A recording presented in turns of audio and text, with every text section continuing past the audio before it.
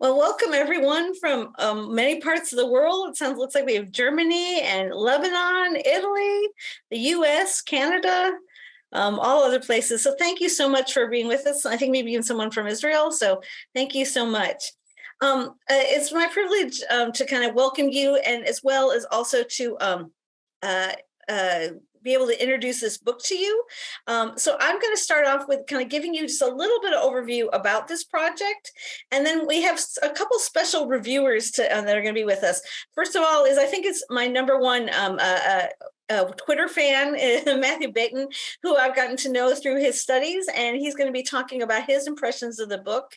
And then my co-author Wendy Bellar is going to talk about a little bit about her journey in sharing about the writing, co-authoring the book together. And then we'll hear from Alexandra a friend and colleague in Italy, her impressions of the book. And between those two events, we're also going to be having some book draws, so a chance for you to win your own free copy. But digital religion is kind of like, most book projects. It's kind of been a journey.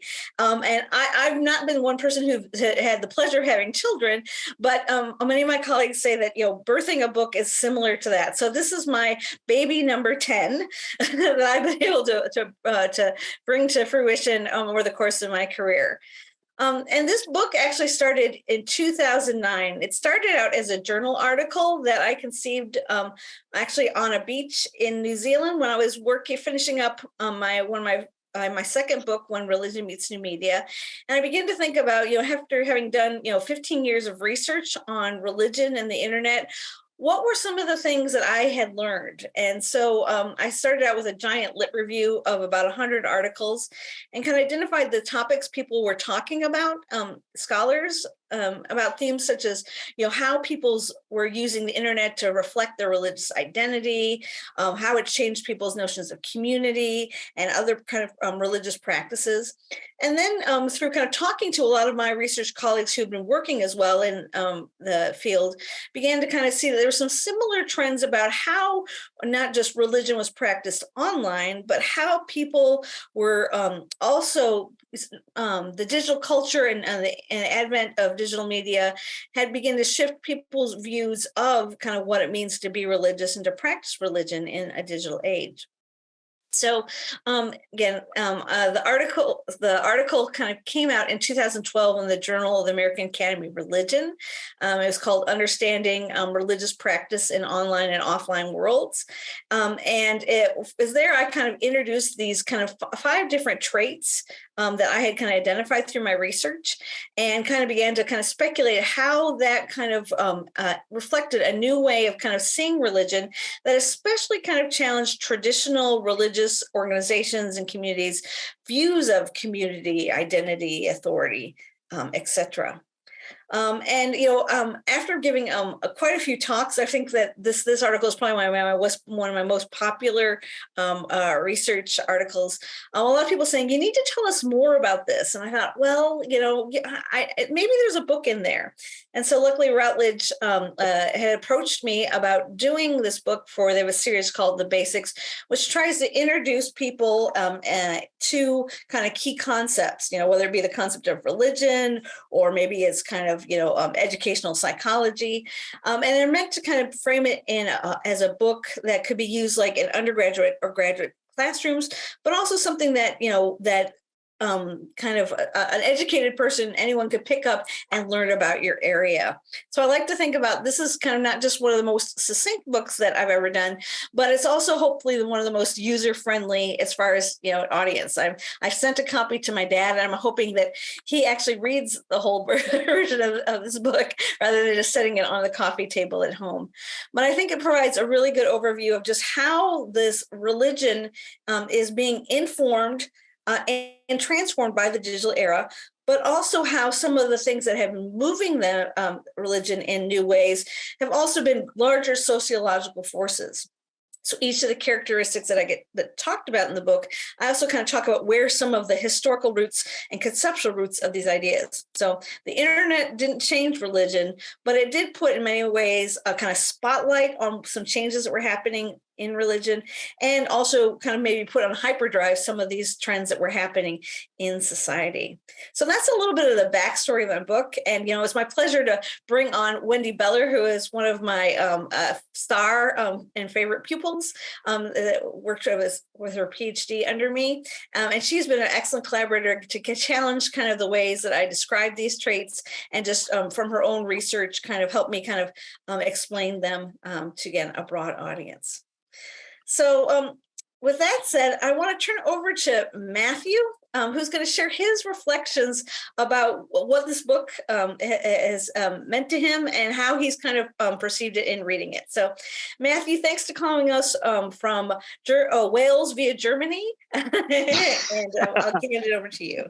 Hello, thank you everyone. I don't have any books in the background, mainly because I'm in Germany at the moment in a hotel room. I've been at a conference which was looking at robotics and theology. So I'm very much into how theology and how religion is played out online.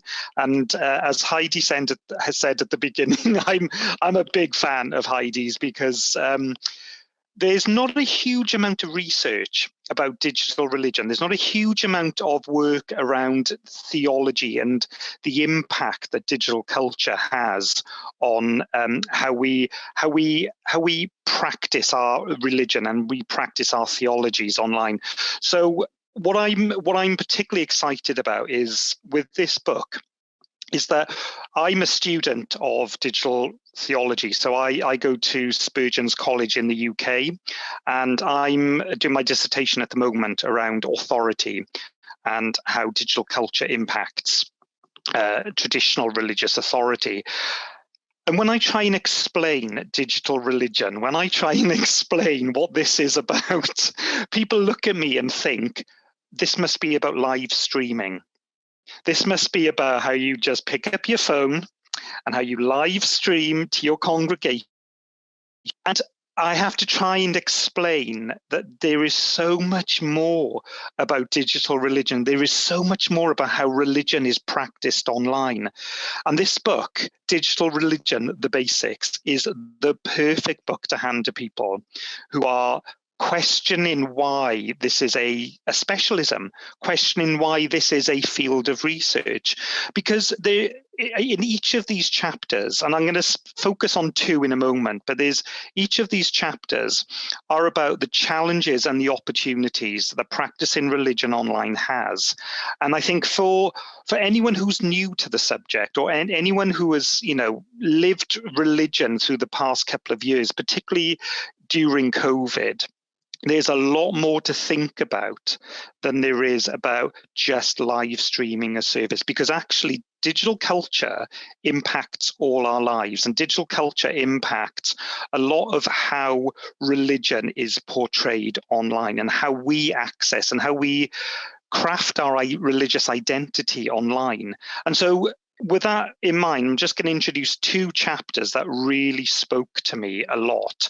And the first one is convergent practice, which is only chapter 3. And already I think I probably highlighted every other sentence in this chapter, because it really spoke to me about how we create, or how we use the internet to create an identity, or how we use it to create relationships, and how religion is practiced from an individual perspective, which is what I really, really liked about this chapter.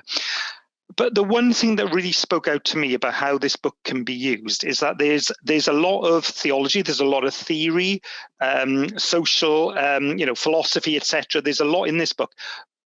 But there's also some really good practical examples of how this is played out. And I thought that was incredibly important for people who are new to this subject. So Convergent Practice focused on a case study from an LGBTQI plus organization and how they practiced it online. Now, for me, as someone who goes online to find an LGBT community, religious community, I thought this was fantastic. So it immediately set the tone for me. And this book is about, this isn't about just a general kind of religion, how it's practiced. This is really going into how individuals and how groups of people use this online and how it affects their life as well. And I really enjoyed that. So chapter 3 on convergent practice, about how we create identities, I thought was absolutely fantastic. What I loved about it was the case study, but at the end, it summarizes in about 4 or 5 paragraphs the key points. And I was reading this thinking, now I know how I'm going to go and talk to people about why practicing religion online is important and why we need, as whether you work in the church or whether you are a practical theologian or whether you are a worship leader or a priest or what have you. These are themes that we need to be talking about. And in the back of the chapters, in each of the chapters, they break it down, which I absolutely loved. The other thing I would like to say about each of these chapters is the further reading, you're going to go down a rabbit hole. You are going to go down a rabbit hole of research, and a lot of the research just will really speak to you. I'm a big fan of Pauline Chong because I'm studying at the moment a lot around religious authority, which is the next chapter I want to highlight as well. Because I'm in my day job, I work for the Diocese of Llandaff in the church in Wales, and I'm a director of communication. So I've read a lot about how my role impacts religious authority, because in some ways I'm the spokesperson for what we do in the diocese. Yes, things get signed off, but how I portray things is incredibly important. Now, I hadn't thought about that as a role. I've always thought about my job as a profession, but actually coming in for the first time working for a church, reading Heidi's work, and particularly this chapter about shifting authority, made me realize there is a huge responsibility on spokespeople, digital spokespeople in the church. And this book is essential reading for anyone who's doing communications in a church, doing communications in a diocese or any Christian organization, because there is a level of responsibility that we have. And if we're not careful, it can undermine authority, or it can change the way that people see authority and how they engage with religious authority. And for me, that is a fascinating piece of research, which I have just got my teeth into. And so it's very practical.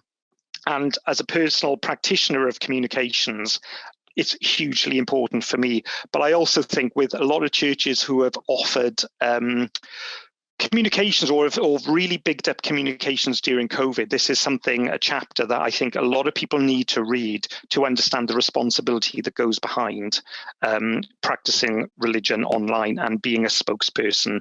And as you can tell, I'm a massive fan of this book, and I've been telling everyone about it. And I hope that gives you a little bit of information about why it's so good and why you should read it and why you should pass it on as well to people in your congregation or whatever faculty that you work in, because there is so much in here that is practical. There is so much in here that, for me, I feel like in some respects, we're at the beginning of how we understand the impact this is going to have. And I think the more we understand how religion is played out online, the bigger impact we could have as Christians online. And I'm incredibly excited about sharing this book with everyone. So if you follow me on Twitter, I will probably be talking about this book forever and ever, and I'll be passing it on to everyone. Sorry, I'm really fanboying right here, but Heidi, Wendy, you have done an absolutely splendid job in boiling down what digital religion means and why we need to take it so importantly. So thank you very much for the opportunity to share that. Thank you so much, Matthew. And I'm just so glad that, all the hard work is helping people, whether it's in their study or just to think through their job. And, I'm just glad, it's kind of written for both an academic as well as, again, a broader audience. And so that's great to hear your feedback. Well, we're ready now for our very first book draw. So I'm going to hand it over to my research assistant, Grayson Sparks, who is going to, she's put all your names in there, and here you'll have a chance to win a copy of the book. Is it showing up all right? Mm-hmm. All righty, let's get to it.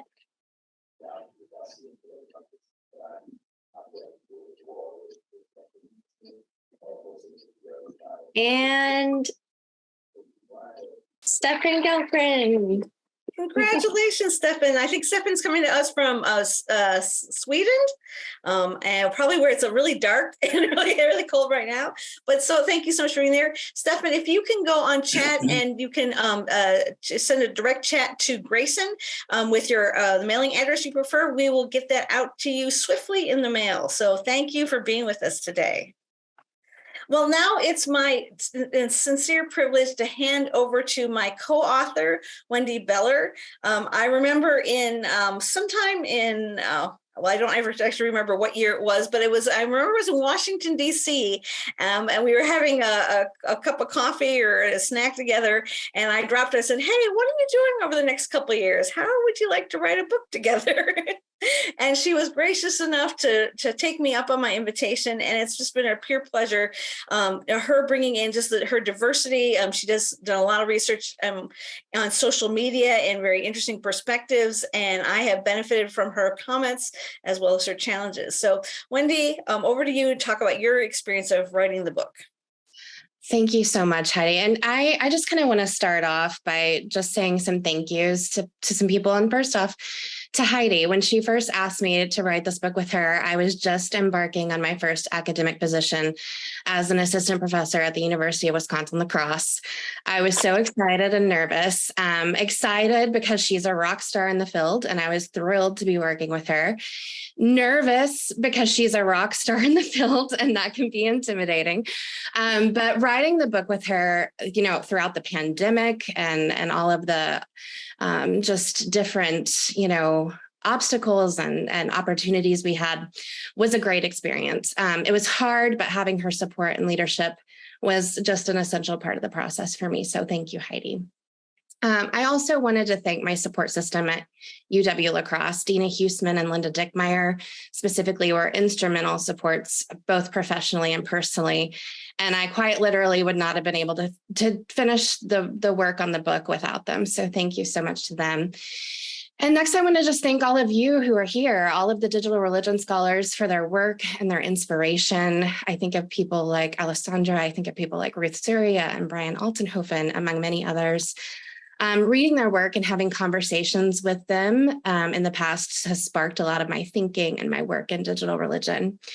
And before I start to talk a little bit more about the book itself, I would just like to take this moment to formally dedicate my part of the book to my mom, Peggy Buchanan Bellar. She didn't get to see the final product. Sadly, she passed away, but she was my biggest champion along the way. And she would have been so thrilled to see my name in print next to Heidi's on the cover of this book.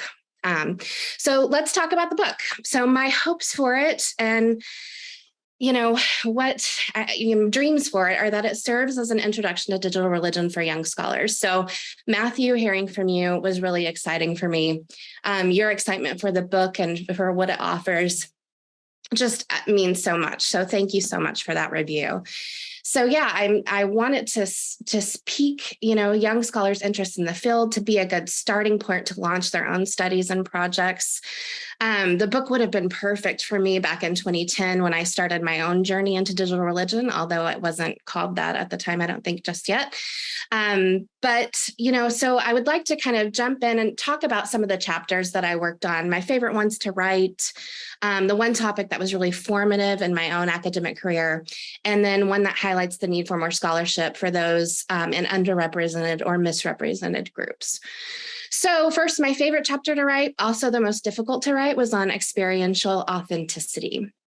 This can be a pretty slippery concept, but it's an important one as people create and embrace, reject, and evolve their religious practices in digital contexts.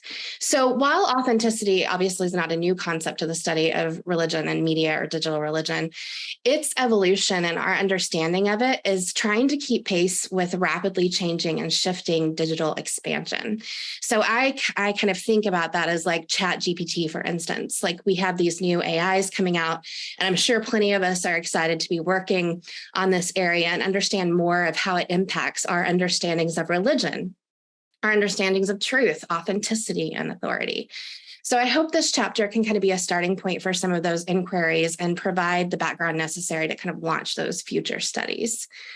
The next chapter that is close to my academic heart is storied identity. My main interest in my formative years as a scholar was how does digital technology and their environments, our understandings of it, our engagement with it, our development of it, how does that impact how we see ourselves as religious or spiritual beings? So I first became interested in studying digital religion when I heard about the app Confession, and some of you may have remembered this app, but basically back in 2010, it was the first app. It was making news as being the app you could confess your sins through. And of course, the Catholic Church had a lot to say about that. They were like, no, you can't do that, right? And so there was this back and forth between authority and people who are practicing using the app. And that really sparked my interest in the field and led to my first textual analysis of religious apps available in the iTunes App Store. Which then helped inform my study on evangelical Christians specifically and how they choose and adopt and use religious apps and how that impacts their storied identities. It was also the basis for the part of my dissertation work that's highlighted in this chapter as one of the case studies on Catholic and Islamic prayer applications and how their use informs and interacts with how users practice their faith and how that impacts their sense of self. So that case study is in that chapter. And finally, before I wrap up, I'd like to talk a little bit about the convergent practice chapter, which Matthew highlighted. Thank you, Matthew, again for that. It's so important for us to understand how the digital context both enables and constrains individual worship and practice online. So in this chapter, as Matthew talked about, we explored how an underrepresented group, LGBTQIA+, may use online resources such as websites, social media, streaming video to carve out individual practice spaces that spread across the online and offline contexts.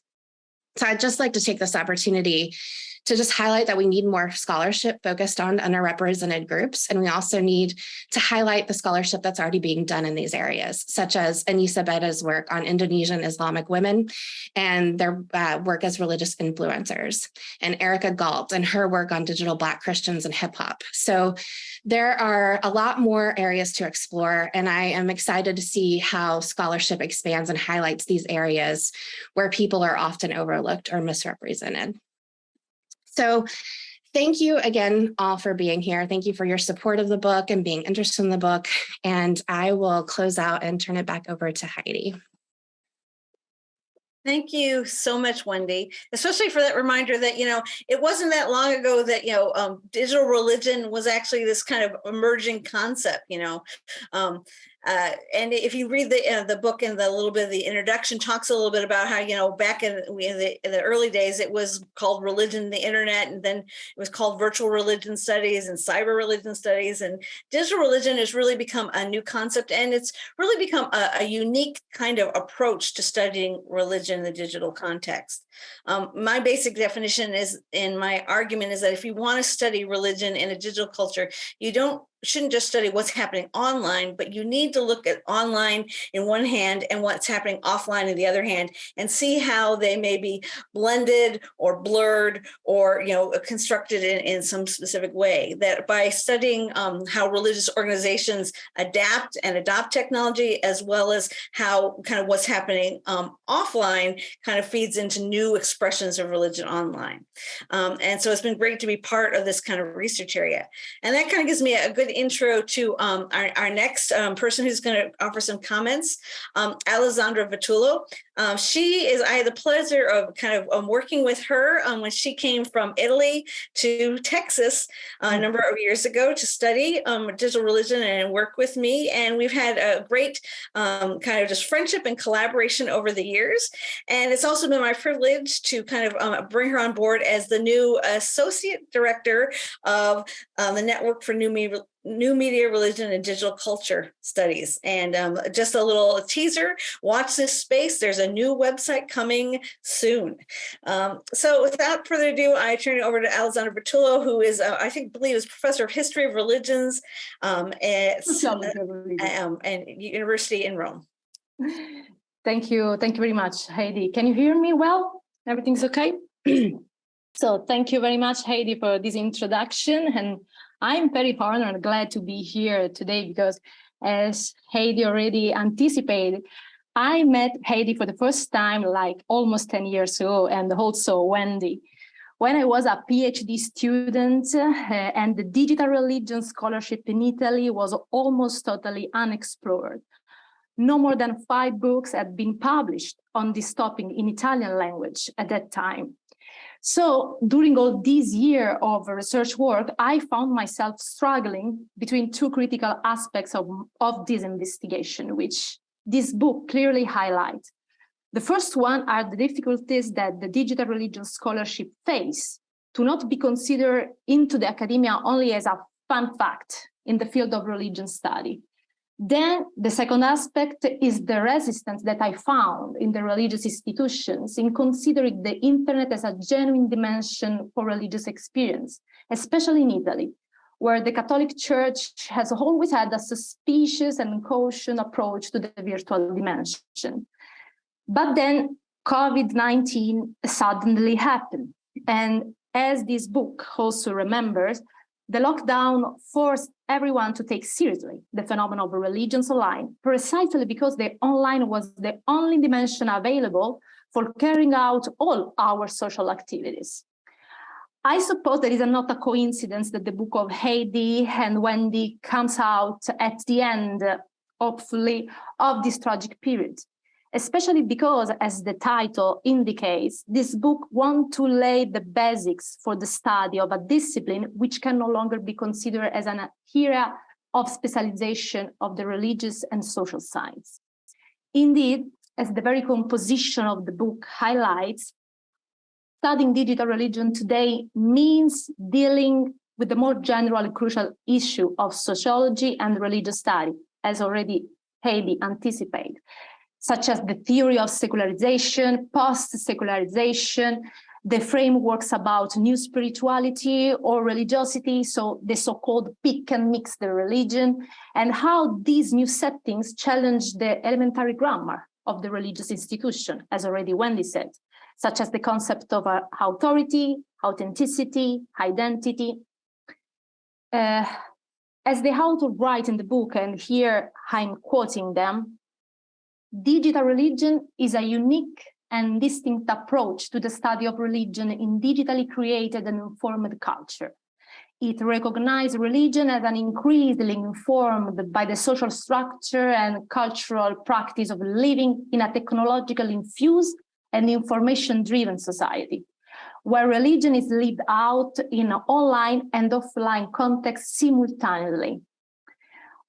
On one side, this definition finally clarifies once and all the wrong conviction that digital religion is exclusively the study of religion on the web.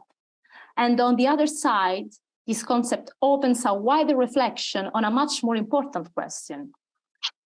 Is still possible today for human science studying religions without considering the virtual presence? In this perspective, the research field of digital religion can certainly no longer represent a niche theme, but rather becomes a research area fully entitled to the study of the transformation of the sacred in contemporary society. In this sense, the entire structure of the book systematically brings theory into practice, presenting case studies that allows the reader to touch with his or her hand the subject of the investigation. The systematic shift from the theoretical to the empirical framework stress out how digital religion today represents one of the most fertile and active fields of research where it's possible to grasp the change of contemporary religions. The several case studies presented in the book gave me at least 2 important insights about this aspect. The first one is related with the concept of convergent practice that already the other speaker mentioned, which is used by the author by readapting the Jenkins definition of convergent culture to define the recomposition of religion practices through the new tool, languages, and platforms given by the web.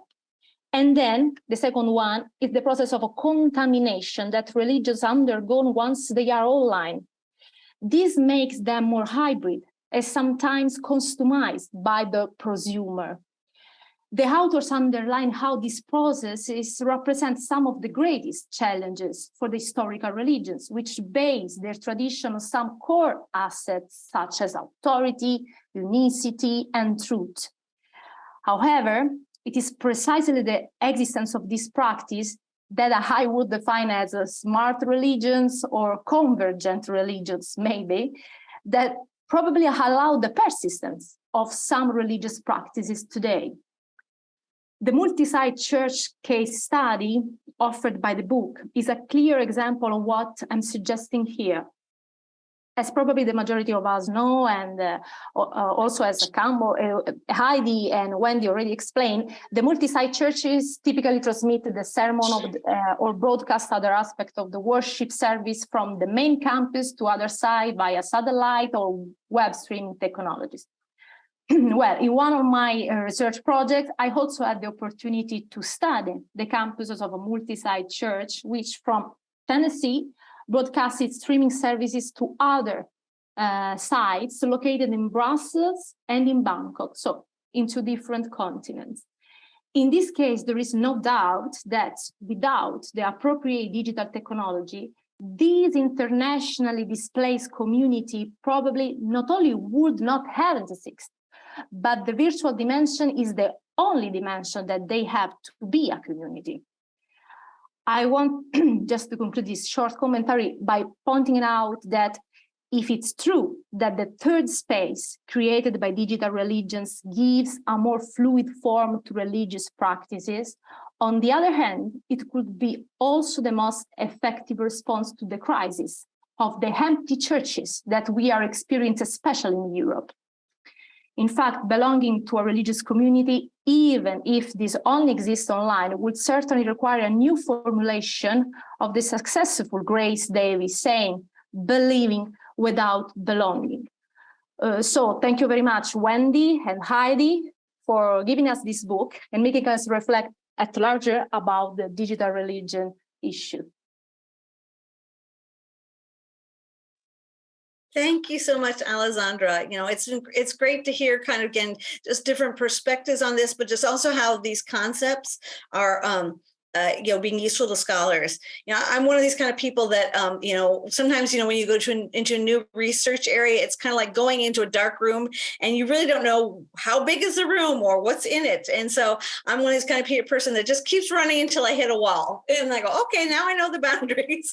And it's good to see how these concepts have kind of become places of orientation and conversation in our field. And I look forward to thoughts and critiques and feedback. So it's now time for our second book giveaway. So I'm going to turn it back over to Grayson, who again, it's a second book to give away to a lucky participant today. Yep, all right.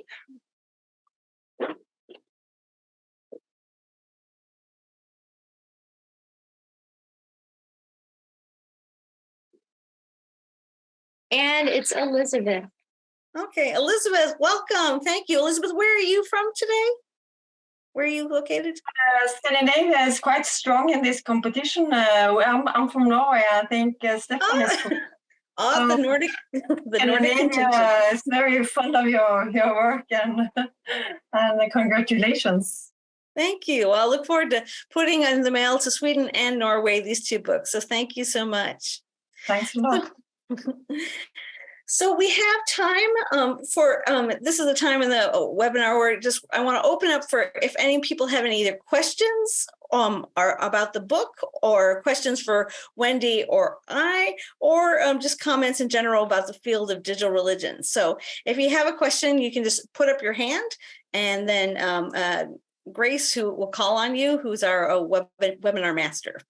So any questions or comments?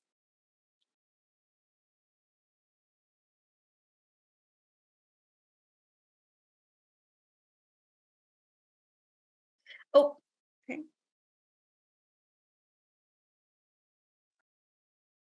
Go ahead.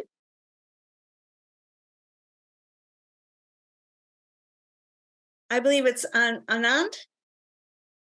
Yeah. Can you hear me? Oh, Thank you so much for this book. I'm a huge fan of Heidi Campbell, ma'am, and I'm also working on digital Hinduism. And I read one book by Zenia Zeller, edited volume in 2020, probably or 21, on digital Hinduism. And I have read most of your work on digital religion. So basically, I'm looking at like this kind of on-life Hinduism. So basically, the term I was fascinated by your definition of digital, which is not only online, so it also includes offline plus online both. So most of the people, they understand digital religion as something that's happening on the online. But I read your one definition of digital religion that says like it's not only about how online is like religious activities that's taking place in online space, but also it's like how offline is influencing online and vice versa. So that was kind of inclusive definition that basically includes both online as well as offline. So I was thinking like how can we understand this kind of experiences that we are experiencing on the intersection of online and offline, because what we are facing nowadays is like most of the activities that we do is not completely online or not completely offline. So it's a kind of some of the scholars, they call it augmented reality. So where on and off both are converging and kind of bringing new realities. So I'm trying to understand the religious experiences that is originating at the intersection, because most of the scholars, they either work on offline or online, but the intersection space, usually there is a kind of transition from offline to online, and this transition is not so smooth. So it takes time. So it's like offline, on life, and then online. So I'm working at this online on life space. That's the intersection between online and offline. So how can we understand religion and religious experiences in this space? So it would be great if you can give some input so that can be helpful for my project. Thank you. Yeah, that's kind of a whole book chapter or article kind of right there. But I think, for quite a few years, I've used the kind of, phrase online, offline within hyphenated. And I talk about this, not so much in this book, but in another book where I talk about how that connection can either be kind of bridged, it's interconnected by the community. It can be blended where they're kind of cohabitating and connecting to each other, or they can be blurred where it's kind of, again, these areas, especially with robotics and AR, VR, we're seeing is this kind of fuzzy space. But I think, that phrase that you're using, on life is for me is the best kind of phrase. And I'm kind of actually moving toward using that phrase. Luciano Floridi, who's an Italian ethicist and in information ethics, he uses as a way to kind of say that, we're on, like, we can't really, we live with our smartphones. So we're kind of constantly plugged in. We're constantly kind of living a mediated life. And so rather than saying, the life is just online and then we go off, it's just we're in this on space, it's on, and it's this mediated kind of understanding. So I think reading some of his work, and it was, I think, an article he wrote in 2015-16, which is where he kind of coined the phrase, but I know his more recent work, he's kind of developing that, I think is really helpful to kind of think about that. And again, 10 years ago, we were still kind of thinking of the internet someplace we go to, but it's kind of a world we swim in now. Yeah, exactly. I read his work on the recent book he wrote on Fourth Revolution that talks about infosphere, and he coined this term in 2012 for some European Union project. That the On Life Manifesto, his book, like the name of his book was On Life Manifesto. So yeah, thank you so much. Thank you so much. Any other questions or comments?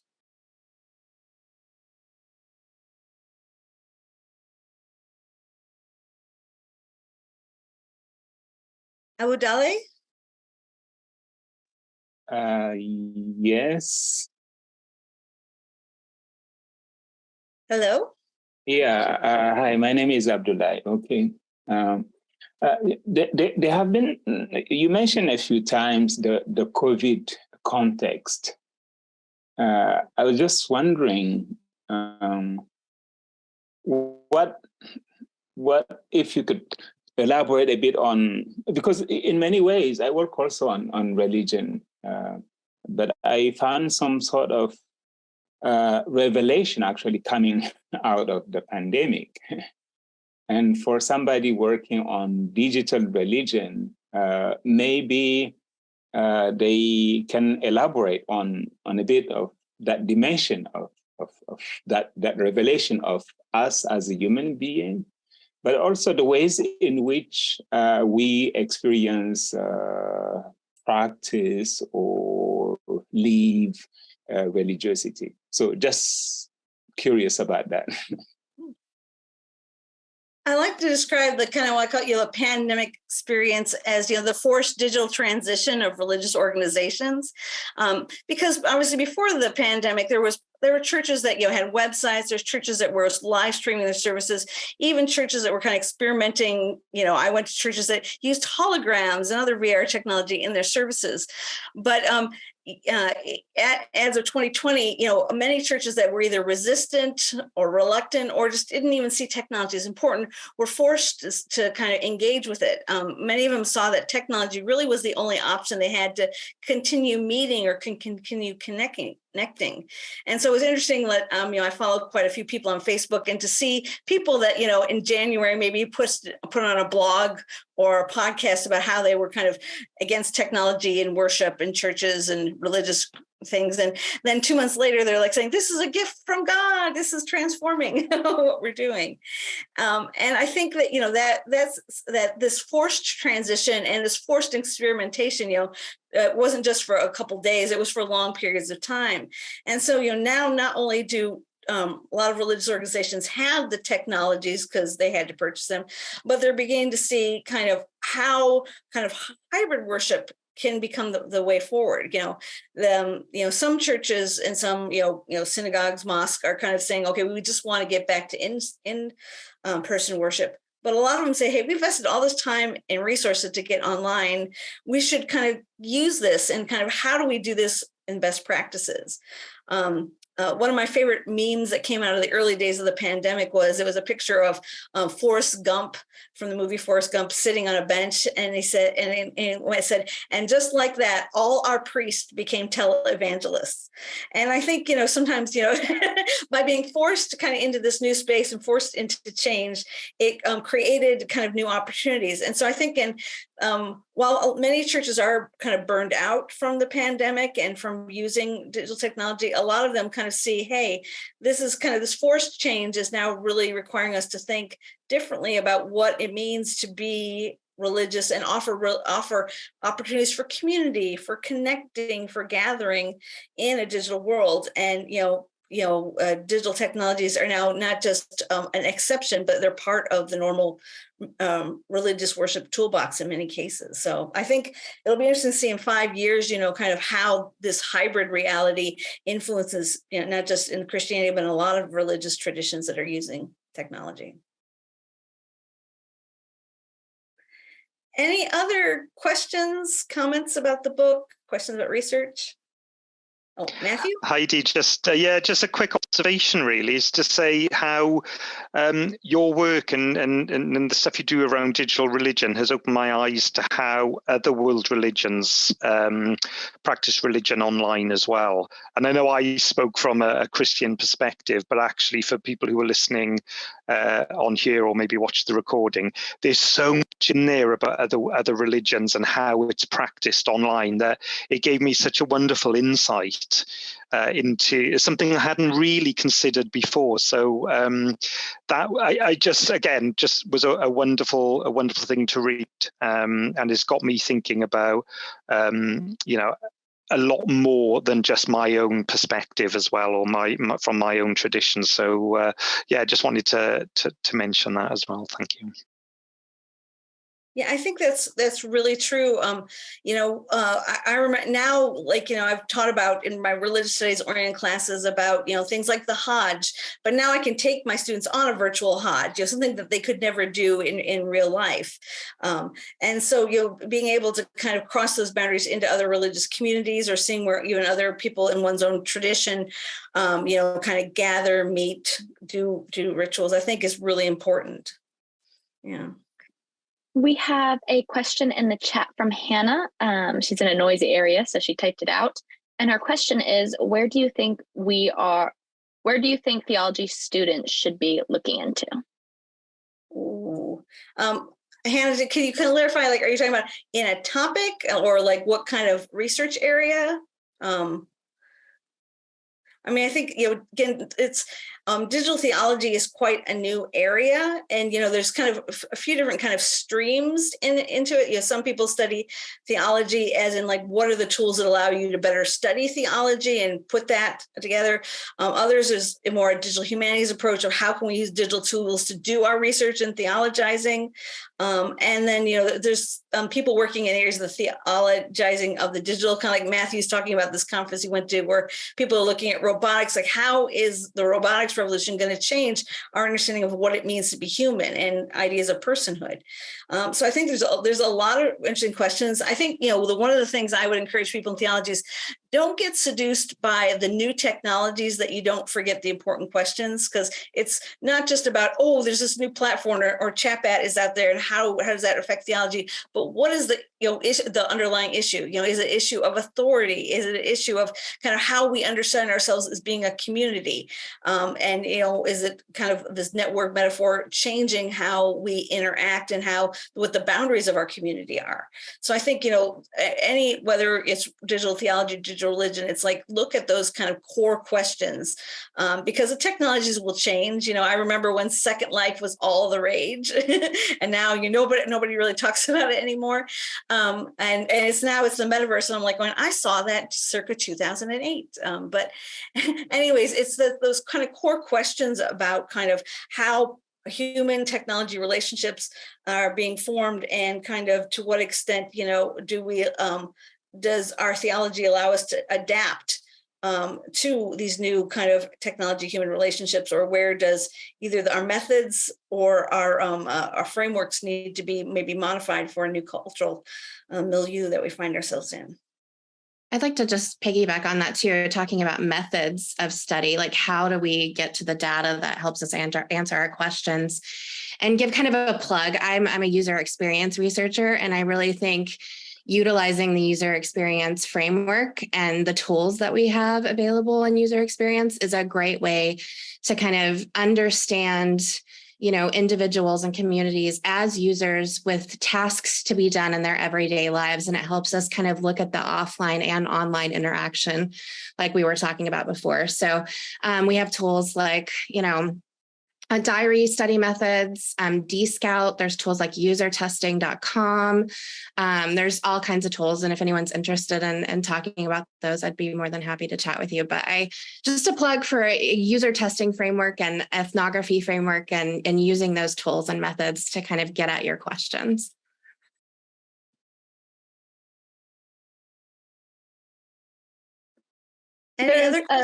There's a question in the chat directed to you, Wendy, that is asking, how will the cost of Twitter API impact digital ethnography and digital religion? That's a great question. I have no idea. I think that it will impact our access for sure, and the way that we interact with participants. But I do think, there are some probably, free tools that we can utilize. Maybe we connect through Twitter, but maybe we adapt our methods to collect the data somewhere else. So yeah, I think that remains to be seen, but definitely a good question to be asking as a researcher, especially if you're working with Twitter API. Christian, I think you had a question that you put in the chat, but I didn't see it. Yeah, no, just wanted to respond to Wendy about Twitter API and data collection, because I think quantitative procedures into religious communication online can be very insightful. I gathered tens of thousands of tweets regarding religious topics and did some clustering and analysis on there to see what people are on about. And also to look at contexts like, for example, words like important, and try to look into, if people use the word important, where are church contexts affected? And I find it quite interesting to just see how social communication is evolving there, how we can learn for developing the church there, and if anybody's up for exchanging info or having a link to share, I would be very grateful to see that in the chat. Yeah, thank you for that perspective. I think quantitative perspectives and grabbing that quantitative data is really important. I come at it more from a qualitative perspective, so I definitely appreciate that point of view and that the way that we're looking at data differently. Anon, did you have an additional question or something to add? Yeah, I just wanted to ask, like, how to deal with the question of ethics when we do web scraping for like online data. If I collect like how the experience of people, especially in the context of pilgrimage where I'm working at, like how people are using and different religious organizations, how they are using digital media, and basically if I'm trying to look at the experiences of individuals who are accessing this online and offline pilgrimage. So what kind of, is there any sort of, what can we do, or what should we keep in our mind in order to collecting data, is web scraping or any sort of thing? So ethically, so like I cannot, although Facebook is public sort of thing, but also there are certain restrictions. I cannot collect data from different users and sort of thing. So I was just wondering if you can give some input on that so that it could be helpful. I'm a big fan of the Association of Internet Researchers. They go by AIR, and they have over the last 20 years. They have an ethics committee, and they've been putting out kind of these research guidelines, and they're really good about every 5 years updating it to go through the new technologies, But the basic issues of how do you protect your informant's privacy? How do you kind of deal with people's data when their data actually equals their bodies or their identities? How do you deal with kind of copyright issues, and just how do you work with a lot of institutions have an IRB where you write up your research and then it gets approved or voted on about are you doing it ethically? Yeah, Christian, thanks for putting that up there. So I would say, if you Google AOIR and ethics statement or just ethics, they will definitely, they offer kind of some concrete guidelines, especially if you're having to kind of make a case to, again, a professor, your institution about how you're going to do your work and do it kind of in an ethically informed way. We have another question, Ari. Yeah, thank you so much for the opportunity to ask questions and to hear all of y'all contribute to this conversation. There's two things that came up that I'm really curious about, kind of two different streams that are coming together for me in my mind. The first thing is something I believe Alexandra said. It was the phrase challenging the grammar of religious practice that really stood out to me. And Heidi, something you said, how 15 years ago we saw the internet as a place we go to when it's actually a world that we swim in. And so how this is coming together for me is as the grammar of religious practice, and I speak from a Christian perspective, and that's essentially the only perspective I have. So that's the only one I can speak from. But for churches, as their grammar of religious practice is being challenged, where I see that kind of coming to a head most prevalently is how we talk about church membership, what it looks like for people to embrace a hybrid model of engaging with online religion, where they have the space, the third space that they go into perhaps on Sunday as they prioritize in-person gatherings, but also as they're engaging with online resources and online communities. And that's starting to bump up against this like established third space because church membership says you are a member of one church. So I'm curious if you have thoughts about that, if you could speak to that, if you could say, hey, here's an article that you should read, or this is someone you should look to. But I'm really curious about that idea of church membership. And there's plenty more to say there, but that's kind of where I'll leave it at. Well, I think there's been a lot of interesting things coming out of the pandemic, as especially like what does it mean to attend church, and just even in sociology, there's been some changes in just how people define kind of membership. It's not just signing the covenant, but it used to be like a regular attender would be someone who, in the U.S., would be someone who attended services every week. But now there's been such a drop in regular church attendance. They now use the base of, okay, if you attend once a month, you are considered a regular attender. And that's what researchers will use when they're making their claims. So that's a huge kind of shift. And I think, again, the pandemic, we see a lot of changes in kind of, anywhere from 20 to 40% of people in different denominations have not come back to face-to-face worship.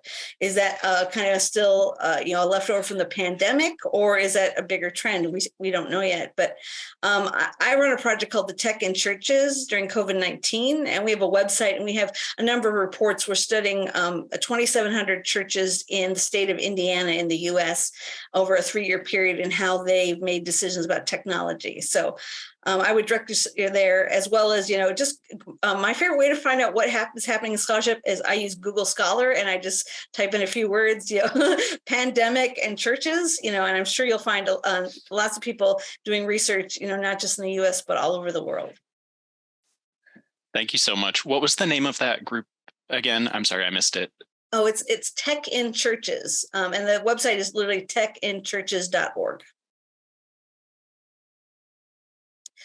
Well, I think that we've come to our final time.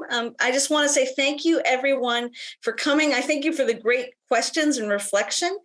We have recorded this, and we will be putting this on our, putting it online on the Digital Religion YouTube channel that I have. And so we'll try to send that link out to you when we get that up online. But again, thank you for coming. Thank you for your questions. Thank you for supporting the book. And I look forward to seeing the scholarship that's produced out of this group in the years to come. So have a great day, everyone. Cheers. Ciao. See you. Great. Thank you very much. Bye-bye. Thank you so much.